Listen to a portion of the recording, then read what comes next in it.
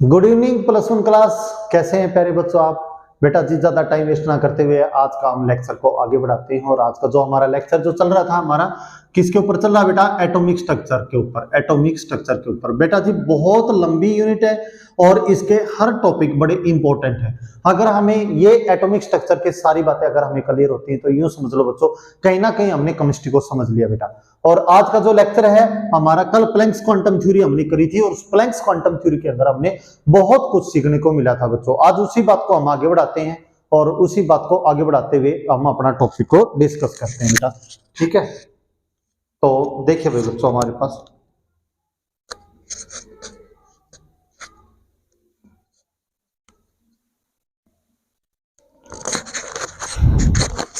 देखिए बेटा जी, तो टॉपिक है आज का हमारा बेटा ऑर्बिट।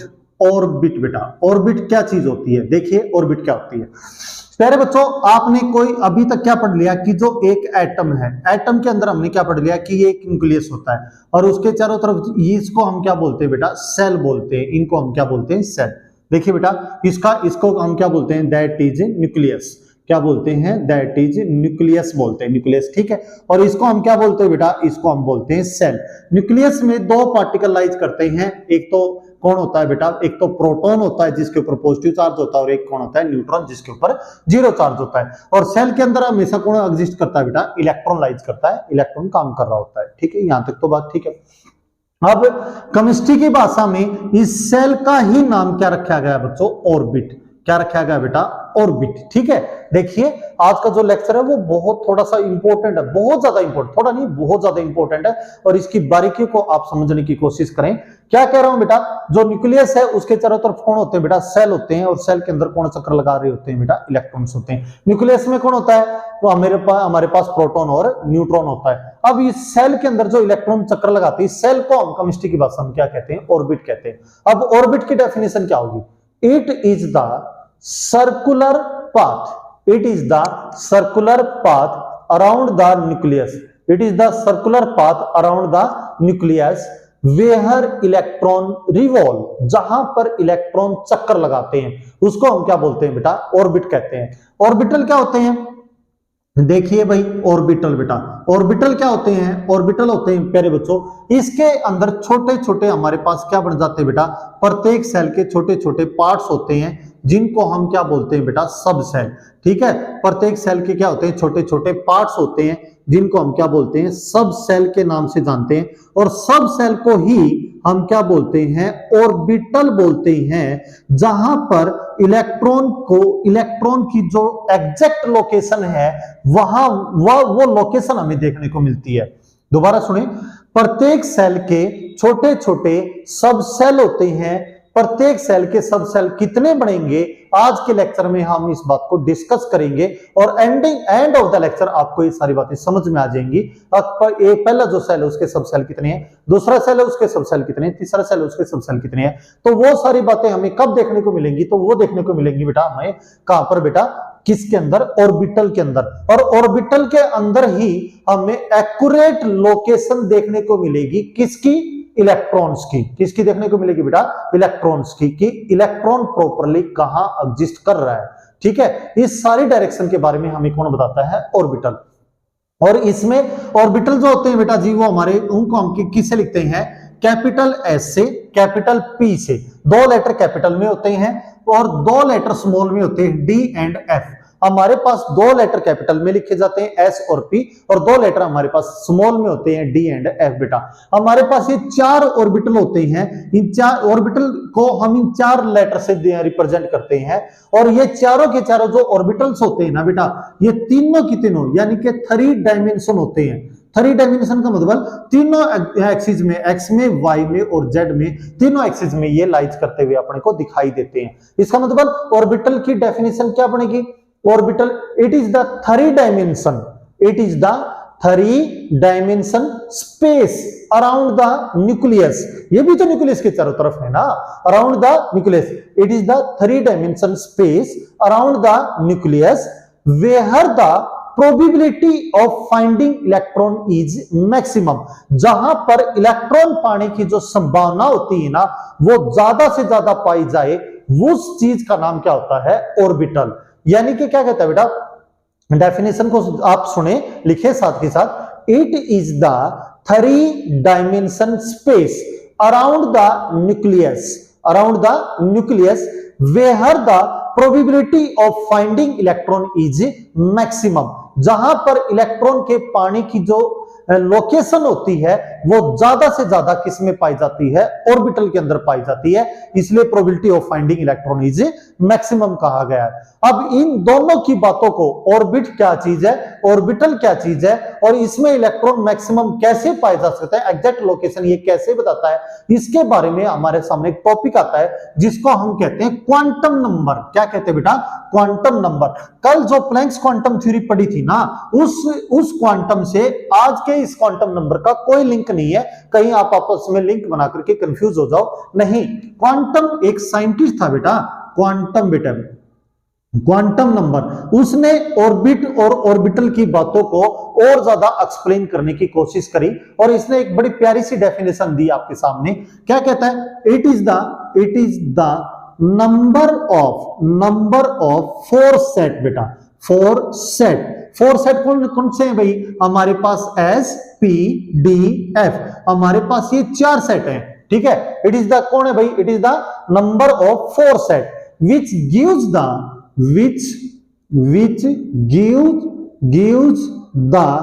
क्या देता है? कंप्लीटली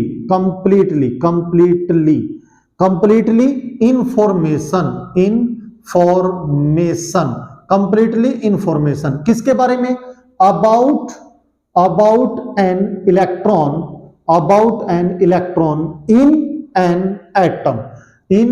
atom, किसी भी एटम में से इलेक्ट्रॉन के बारे में ये चारों सेट मिलकर के जो पूरी तरीके की जानकारी देते हो कि इलेक्ट्रॉन S में होगा, P में होगा, D में होगा या F में होगा, वो वहां क्यों गया है, उस समय उसकी एनर्जी क्या बन रही है, ये सारी जानकारी हमें कौन देता है? क्वांटम नंबर देता है। किसमें से बेटा? एटम में इलेक्ट्रॉन के बारे में, ठीक है। तो कैसे देता है? इसकी टाइप्स के अंदर हमें और जाएंगे तो हमें और ज्यादा समझ में आएगा। टाइप्स, इसकी 4 प्रकार की टाइप्स हैं बेटे, ये 4 प्रकार की टाइप्स में लाइज करता है। पहली टाइप कौन सी बेटा? That is principal. कौन सी होती है? Principal quantum number. It tell about, ये क्या बताता है? टेल अबाउट किसके बारे में बच्चों? Shell and energy. किसके बारे में बच्चों? सेल और एनर्जी के बारे में, ठीक है। यानी कि न्यूक्लियस के चारों तरफ कितने नंबर ऑफ सेल बने हुए हैं और उनकी एनर्जी क्या है, उसके बारे में हमें एग्जैक्ट जो लोकेशन देता है वो कौन देता है बेटे? That is principal quantum number. और इसको हम स्मॉल एन से रिप्रेजेंट करेंगे। किसे? स्मॉल एन से रिप्रेजेंट करेंगे। इसी प्रकार दूसरा होता है बेटा हमारे पास azimuthal, AZUMUTHAL, azimuthal quantum number. It tell about subshell बेटा। किसके बारे में बताएगा भाई? अगर सेल है तो उसके छोटे छोटे पार्ट्स कितने बनेंगे, उस सब सेल के बारे में हमें कौन बताता है? एजुमिथल क्वांटम नंबर।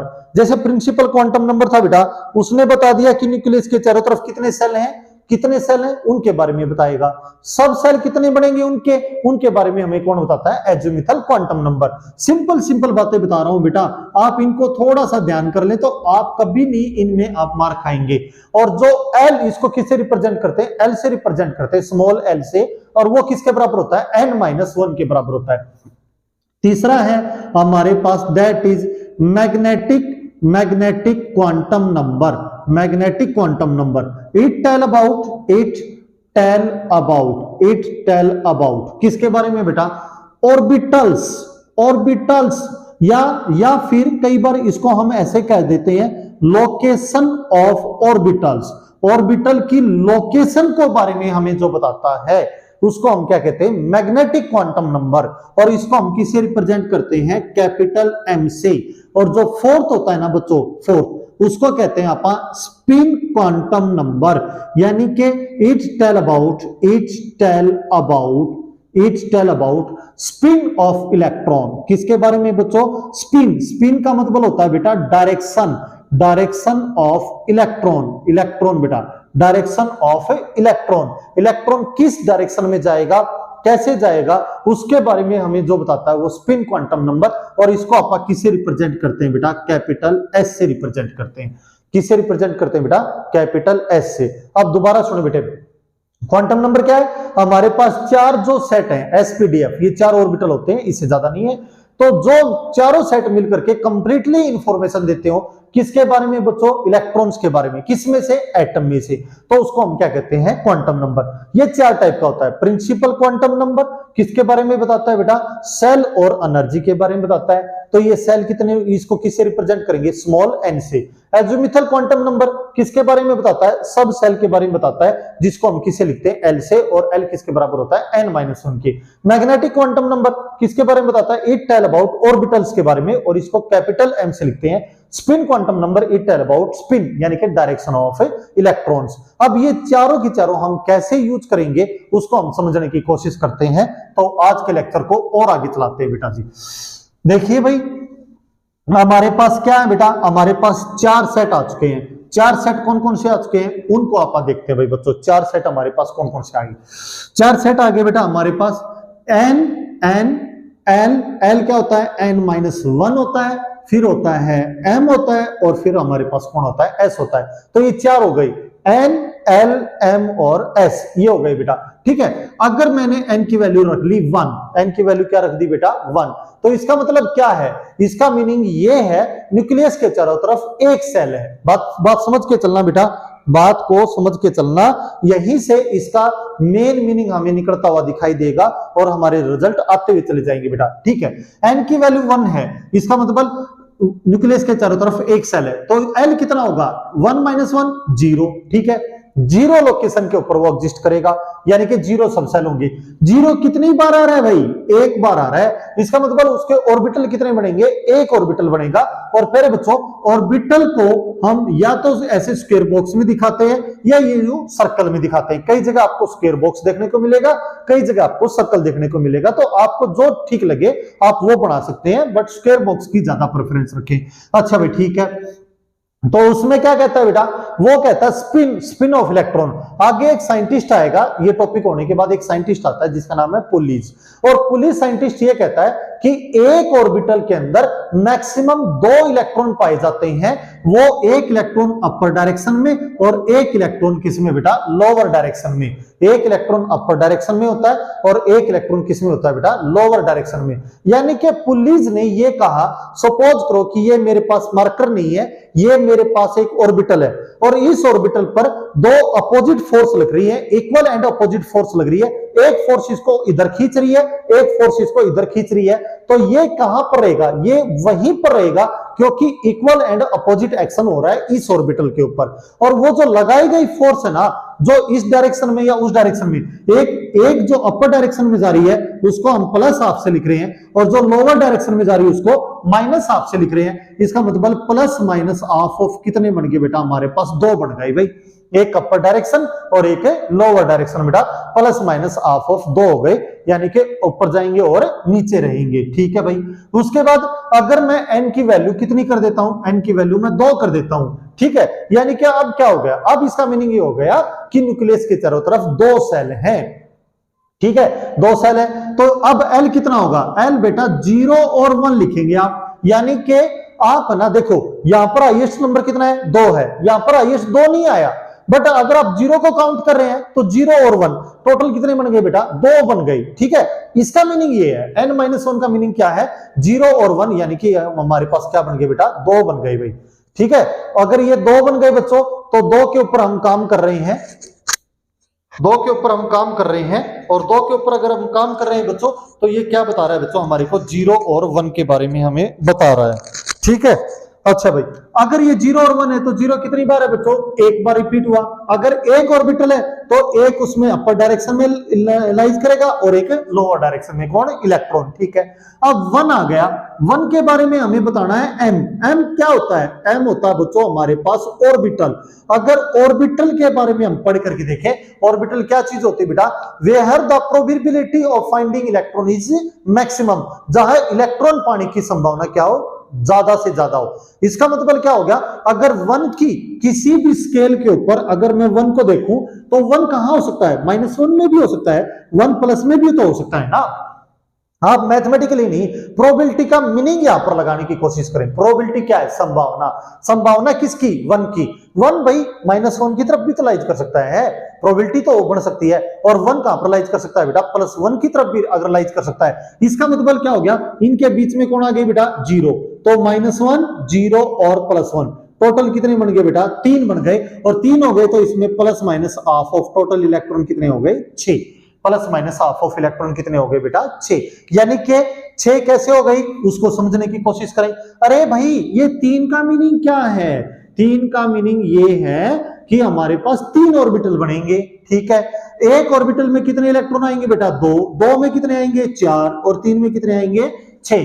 3 तो अपर डायरेक्शन में और 3 कहां जाएंगे, लोअर डायरेक्शन के अंदर जाएंगे। ठीक है भाई, आगे चलते हैं। अगर मैंने 3 ले लिया, ठीक है, n की वैल्यू कितनी ले ली बेटा, मैंने 3 ले ली।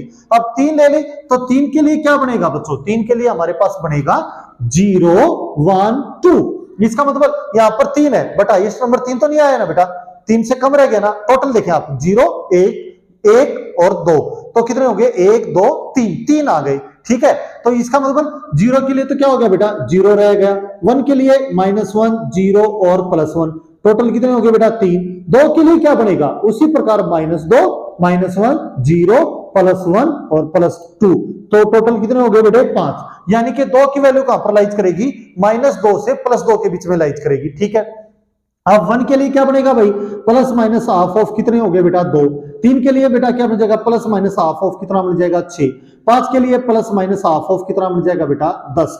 इतना हो जाएगा। ठीक है, यानी कि 5 ऑर्बिटल होंगे, एक ऑर्बिटल में 2 इलेक्ट्रॉन और 5 ऑर्बिटल में 10 इलेक्ट्रॉन हो जाएंगे हमारे पास। तो इस तरीके से हमारी क्या बनती है बेटा, चेन्स बनती है। इसी प्रकार 4 के लिए आप ट्राई करें, 4 के लिए बताइए क्या बनेगा, 0 1 2 3। ठीक है बेटा, 0 1 2 3। और 0 कितनी बार आ रहा है, एक बार आ रहा है। 1 बेटा -1 0 और +1 कितने हो गए, 3। ये -2 -1 0 +1 और +2, टोटल कितने हो गए बेटा, 5। -3 -1 सॉरी -2 -1 0 +1 +2 और +3 बेटा, टोटल कितने हो गए, 7। अब 0 है, 0 कितनी बार है, प्लस माइनस हाफ ऑफ 2 बार है। ठीक है, 3 क्या है, प्लस माइनस हाफ ऑफ कितना आ जाएगा, 6। इसके लिए प्लस माइनस हाफ ऑफ कितना हो जाएगा, 10। और इसके लिए बेटा प्लस माइनस हाफ ऑफ कितना हो जाएगा, 14। तो इस तरीके से हमारे पास क्या काम करेंगे बेटा, ये ऑर्बिटल काम करते हैं। तो ध्यान करें आप इसके ऊपर बेटा, क्या है देखिए। अब पहले सेल की सिचुएशन क्या बनी, पहले सेल की सिचुएशन ये बनी हुई है हमारे पास। ठीक है, पहले सेल की सिचुएशन क्या बनी हुई है, ये बनी हुई है। 1 था, 0 आया, 0 एक बार था, उसके अंदर ऑर्बिटल कितने हैं, 1 बना, और इलेक्ट्रॉन कितने आए, 2। तो इसीलिए पहले सेल के अंदर मैक्सिमम इलेक्ट्रॉन कितने पाए जाते हैं, 2 इलेक्ट्रॉन पाए जाते हैं। ठीक है भाई, अब 2 की बात करूं तो 2 में बेटा ये देखिए, 2 के अंदर 2 में कितने बन गए भाई बच्चों, 2 और 6 टोटल कितने हो गए, 8। यानी कि दूसरे सेल के अंदर मैक्सिमम नंबर ऑफ इलेक्ट्रॉन कितने होते हैं, 8 होते हैं। इसी प्रकार अगर मैं थर्ड की बात करूं तो थर्ड पर क्या क्या कंडीशन बन गई बेटा, ये थर्ड की बन गई। तो थर्ड के अंदर मैक्सिमम इलेक्ट्रॉन कितने होंगे, 18 होंगे। अगर मैं फोर्थ की बात करूं तो फोर्थ में आप काउंट करें बेटा, फोर्थ में हमारे पास मैक्सिमम नंबर ऑफ इलेक्ट्रॉन कितने दिखाई दे रहे हैं, अकॉर्डिंग टू क्वांटम नंबर बेटा, क्वांटम नंबर के अनुसार फोर्थ में हमारे पास नंबर ऑफ इलेक्ट्रॉन कितने आ रहे हैं, 32 आ रहे हैं। अब आप कहोगे कि सर आपने तो ये बताया था कि हमारे पास जो जर्नल वैलेंसी होती है 2 8 8 18 18 और 32 होती हैं, बट यहां पर देखेंगे तो ये क्या आ गई, 2 8 18 और 32 आ रही हैं। तो इसको तो अभी नहीं करा बेटा, आगे हमारे पास एक साइंटिस्ट आएगा जो इनको ना क्या करेगा, अरेंज करके हमें दिखाएगा, और उसका नाम है अफबाउ रूल बेटा। और अफबाउ इनको प्रॉपर्ली अरेंज करेगा और हमें एक्सप्लेन करेगा कि वो कैसे एग्जिस्ट करते हैं, कैसे वो काम कर रहे होते हैं। ठीक है, तब जाकर के हमें ये समझ में आएगा कि ये किस तरीके से काम करते हैं। ठीक है भाई बच्चों, तो बेटा जी आज हमने कहां तक कर दिया बेटा, 4 ऑर्बिटल तक काम कर दिया। अब जो 5 6 और 7 मैक्सिमम हमारे पास ऑर्बिटल कितने हैं बेटा, 7 है। तो 7 के अंदर हम काम कैसे करते हैं उसके बारे में और आगे चलाते हैं। एक बात नोट करें, जहां पर 0 है वो कौन सा ऑर्बिटल है, एस है। इसका मतलब पहला जो ऑर्बिटल है, पहला जो सेल है उसमें केवल एक सब सेल होगा एस के नाम से, दूसरा है तो वो एस और पी। ठीक है, यानी कि वन जहां जहां पर आएगा वो पी और पी को रिप्रेजेंट करेगा। तो थर्ड में कौन हो गया, एस पी और कौन आ गया, डी। इसमें बेटा एस पी डी और एफ। ठीक है, तो क्या आ गया भाई बच्चों हमारे पास इस तरीके से, यानी कि पहले सेल में केवल एक ही सब सेल होगा एस, 1s। दूसरे में क्या होंगे, दो, 2s और 2p। तीसरे में कौन होंगे बेटा, तीन होंगे, 3s, 3p और 3d। तो फोर्थ में कितने होंगे, 4s, 4p, 4d और 4f होंगे। अब बात आती है इनके अंदर इलेक्ट्रॉन कैसे हैं। आप नोट करें बेटा, s के अंदर मैक्सिमम इलेक्ट्रॉन आपको कितने देखने को मिलेंगे, देखो s कहां पर दिखाई दे रहा है, ऑलवेज भी 0 पर दिखाई देगा। आप किसी भी ऑर्बिटल में देख लेंगे तो 0 पर। p कहां दिखाई देगा बेटा, 1 पर दिखाई देगा। p कहां दिखाई देगा, 1 पर। p हमेशा 1 पर। d कहां दिखाई देगा बेटा, 2 पर। d कहां दिखाई देगा, 2 पर। तो अगर मैं इनमें से सारी बातों को देख करके एक फाइनल रिजल्ट को अगर मैं आपके सामने लिखूं बेटा, तो देखिए क्या बनेगा बेटा हमारे पास। क्या देखने को मिला, हमने 4 सेल के अंदर क्या देखने को मिला बेटा, दो बातें हमें देखने को मिली। कौन कौन सी, देखिए दो बातें कौन कौन सी बेटा, हमारे पास एस पी डी एफ है, तो इसके जो ऑर्बिटल्स हैं वो क्या बनेंगे, एस का 1 यानी कि ऑर्बिटल का मतलब m, ठीक है, और p के कितने बेटा, 3, d के 5 और इसके 7, यानी कि ओड नंबर दिखाई दे रहे हैं, 1 3 5 7 हमें ओड नंबर दिखाई दे रहे हैं। और अगर मैं इसमें इलेक्ट्रॉन भरूं तो 1 में इलेक्ट्रॉन 2, 3 में 6, 5 में 10 और 7 में 14 इलेक्ट्रॉन्स। ये इतने इलेक्ट्रॉन्स हमें इसमें भर सकते हैं। हमें पता है 1 में 2 इलेक्ट्रॉन आएंगे बेटा, तो 2 टाइम ऑटोमेटिक हो रहा है। बात समझ में आई, एक इंपॉर्टेंट बात। दूसरी इंपॉर्टेंट बात क्या देखने को मिली, अगर पहला सेल है, अगर हमारे पास सेल बेटा फर्स्ट सेल है तो उसमें केवल 1s होगा। अगर सेकंड सेल है तो उसमें 2s और 2p होंगे। और थर्ड सेल है तो उसमें हमारे पास कितने पाएंगे, 3s, 3p और 3d ये पाएंगे। और जो हमारे पास फोर्थ सेल होगा बेटा, फोर्थ सेल में हमारे पास कितने पाएंगे, फोर्थ सेल में 4s, 4p, 4d और 4f ये पाएंगे। पहले सेल में केवल s, दूसरे सेल में 2s और 2p, तीसरे सेल में 3s, 3p, 3d और फोर्थ सेल में बेटा 4s, 4p, 4d और 4f। यानी कि पहले सेल में केवल एक ही टुकड़ा, दूसरे सेल के 2 टुकड़े, तीसरे सेल के 3 टुकड़े और चौथे सेल के हमारे 4 टुकड़े हमें देखने को मिलेंगे। ये तो बात हुई बच्चों हमारे पास 4 सेल तक। अगर मैं इसे आगे चलता हूं, आगे मुझे ना क्या देखने को मिला बच्चों, मेरे को यहां पर अब एनर्जी देखने को मिली। एक साइंटिस्ट आता है जिसका नाम था बेटा बोर्स, और बोर ने हमें ना एनर्जी निकालनी सिखाई, और उसके अनुसार हमें पता चला कि जो हमारे पास फिफ्थ सेल की जो एनर्जी है वो फोर्थ सेल के बराबर है। फिफ्थ और फोर्थ सेल की एनर्जी हमें बराबर देखने को मिली। जब आप +2 क्लास में डी ब्लॉक के बारे में पढ़ेंगे तो वहां पर आपको ये चीज ऑटोमेटिक समझ में आ जाएगी कि ये एनर्जी कैसे सेम होती है। ठीक है बेटा जी, तो फिफ्थ सेल में और फोर्थ सेल की एनर्जी सेम आई। इसी प्रकार बेटा सिक्स्थ सेल की और जो थर्ड सेल की एनर्जी थी ना वो हमें सेम देखने को मिली, और जो सेवंथ सेल था और जो सेकंड सेल था बेटा इनकी एनर्जी हमें सेम देखने को मिली। क्या मतलब हुआ इनका, अगर मैं ये कहूं फोर्थ सेल के मेरे पास 4 पार्ट बनते हैं, 4 पार्ट कौन कौन से बेटा, एस पी डी एफ बनेगा, तो फिफ्थ सेल के भी मेरे पास ओनली 4 पार्ट ही बनेंगे, एस पी डी और एफ, इससे आगे नहीं बनेगा भाई। ठीक है, अगर इसी प्रकार बेटा मैं सिक्स सेल की कहूं तो वैसी सिचुएशन किसकी बनेगी, 3 की, और थर्ड सेल में क्या बना था, एस पी और डी। और इसी प्रकार बेटा सेवंथ सेल की बात करूं तो वह कंडीशन किसकी बनेगी, सेकंड सेल की, यानी कि केवल एस और पी।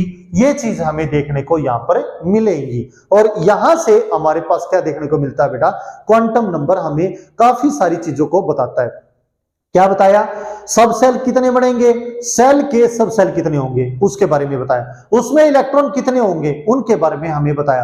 अब इन इलेक्ट्रॉन्स को और इन सेल्स को एनर्जी के ऊपर डिपेंड होकर के कल जब हम लेक्चर लगाएंगे तो उसमें कल का लेक्चर आज वाले लेक्चर से ही जुड़ा हुआ है, और ये सबसे इंपॉर्टेंट लेक्चर है बेटा। इसके ऊपर आप ध्यान करें, उसको समझने की कोशिश करें, और इसको बेटा जी हम एक ऐसे चैप्टर के ऊपर काम कर रहे हैं, अगर आपको एटॉमिक स्ट्रक्चर और केमिकल बॉन्डिंग अगर ये 2 यूनिट आती है ना तो ये समझ लो बच्चों आपको केमिस्ट्री सारी आती है। ठीक है, तो फोकस करें बेटा, मेहनत करें, पढ़े, कोई प्रॉब्लम आती है तो बार बार पूछें बेटा, मैं आपको समझाऊंगा, वो बारीकियां समझाऊंगा, आपको क्लियर करवाऊंगा बेटा, और ये इंपॉर्टेंट बातें इनको समझने की कोशिश करें।